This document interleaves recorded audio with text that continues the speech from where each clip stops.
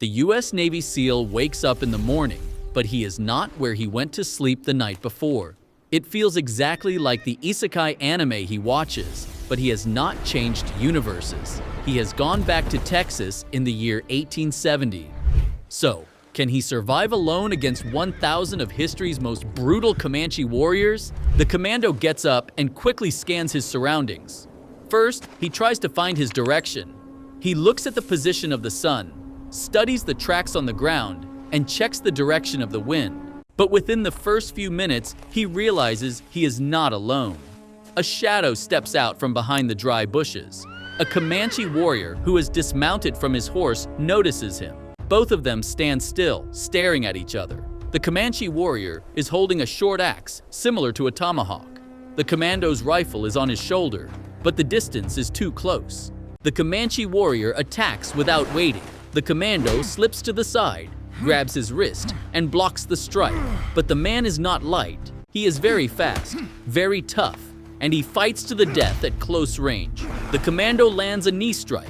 The warrior stumbles back and charges again. The soldier draws his knife and takes his opponent down. A short but savage struggle takes place. The Navy SEAL cannot even understand what is happening. But as the Comanche lies on the ground, he does one last thing.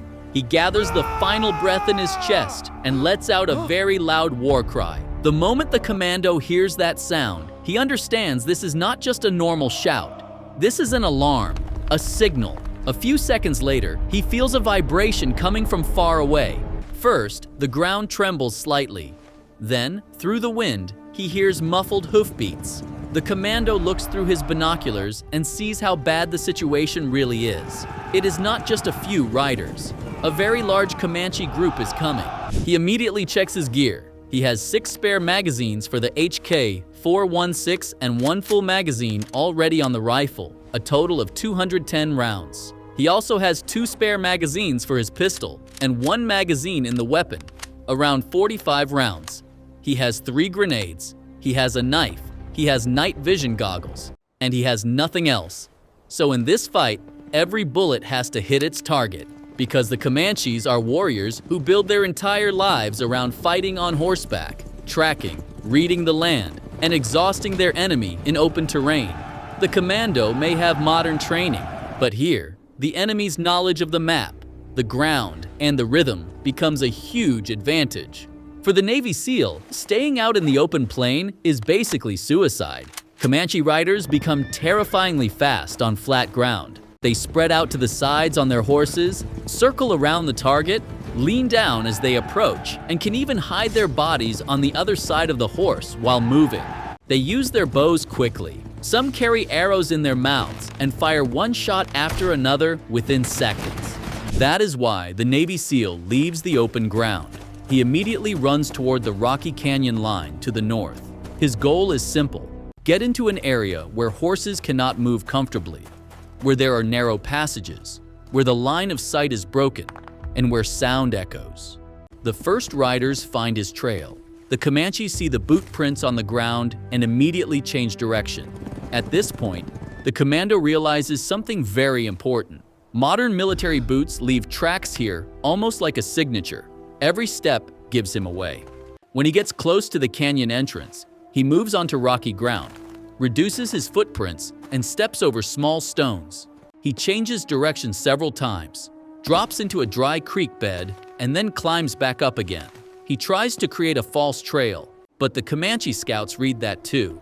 A broken branch, a displaced stone, crushed grass. These men have lived with this since they were babies. When the commando understands this, he knows he has to change his plan.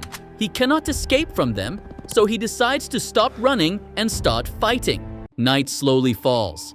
The inside of the canyon sinks into darkness. The air gets colder.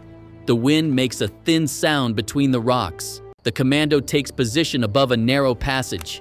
He puts on his night vision goggles. Now the darkness is on his side.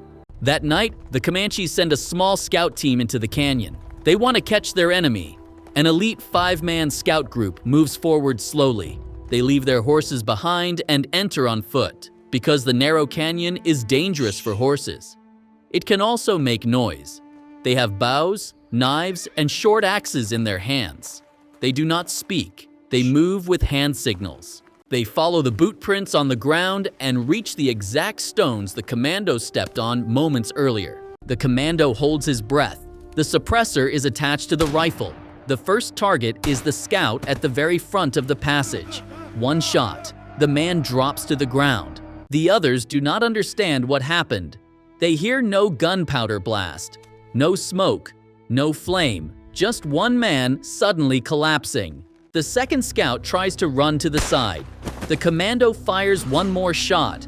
The second target drops too. The remaining three begin to panic because they cannot see the enemy. With the third shot, the commando takes down the one trying to hide behind a rock. The fourth man turns back and runs to warn the others. Two short shots come. One misses. One finds its target. The fifth scout drops to the ground at the last second and tries to crawl away, but he also goes down with a single bullet. The five-man scout team quietly ends inside the canyon. The commando immediately counts his ammunition. He starts with 210 rifle rounds. He spends 6 rounds in this ambush. He has 204 rifle rounds left. The pistol still has 45 rounds. The grenades are still there. But this small victory actually starts a huge problem. Because when the Comanches see in the morning that these scouts have not returned, they understand this is not an ordinary target. Now capturing this one man becomes a matter of honor. As the morning sun hits the top of the canyon, major movement begins on the horizon. Comanche warriors spread across the wide area. Some climb to high points. Some hold the canyon entrances. Some track footprints. Some wait in the rear. The commando watches this through his binoculars and sees it very clearly. They are not coming in as one group. They are splitting into small units. They are trying to trap him. This is what the modern soldier hates most, because he cannot watch many directions at the same time. The commando now knows he has to make a plan. He is also sleep deprived. He moves to a narrow bend in the canyon. There is a dry creek bed below. There is a rocky ledge above. One of the Comanche groups follows the tracks and enters this area. Their number is around 20. The commando first targets the man who looks like the leader, the one giving signals. One shot. Then he fires 2 quick shots at the 2 warriors in front. The group falls into chaos and starts running in every direction. But the distance is in the commando's favor. The commando changes position and does not fire from the same place again. The suppressor reduces the sound, but the bullets hitting the rocks increase the panic. In this clash, he spends 14 rounds. Around 10 warriors fall and the rest run back. He has 190 rifle rounds left, but the Comanches do not stupidly walk into the same trap again. The second group moves more carefully. They shoot arrows at the rocks, test the shadows, and try to find the commando's location with fake movements. One warrior circles at the canyon mouth without getting off his horse and sends arrows from high ground. The moment the commando raises his head, 2 arrows strike the rock next to him.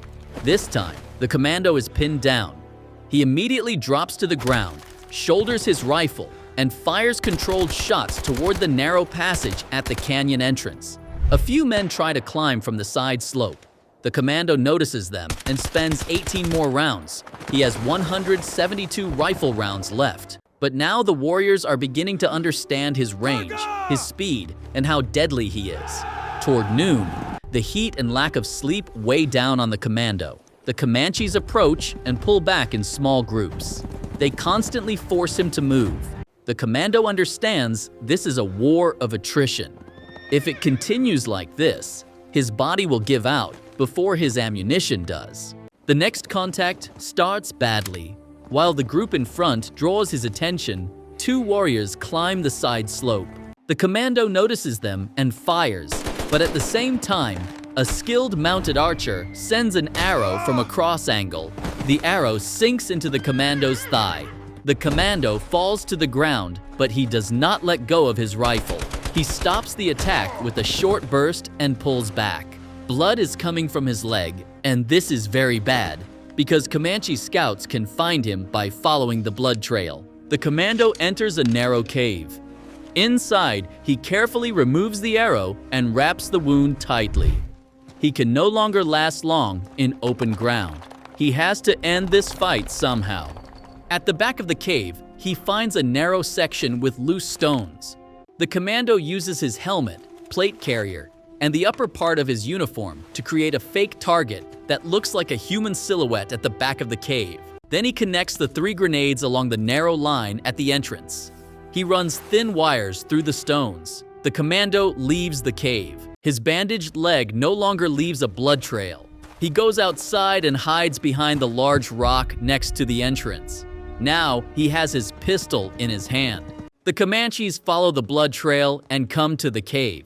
When they see the fake silhouette inside, they think the wounded soldier is trapped. The elite advance group enters with tomahawks. After a few steps, the wire tightens. Then 3 grenades explode at the same time. The inside of the cave fills with dust. Loose stones break away, and the inner side of the entrance collapses.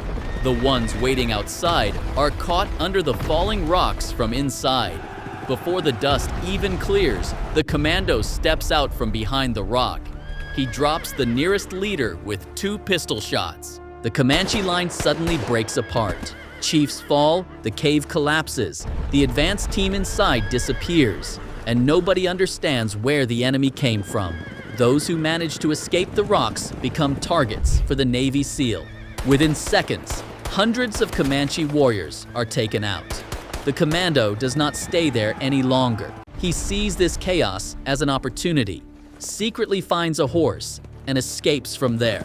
The surviving Comanche warriors do not even realize that the Navy SEAL has escaped. They think he is trapped inside the cave or buried under the rocks. The sleepless and wounded Navy SEAL loses consciousness on horseback as he rides away. So, do you think one single Navy SEAL could survive?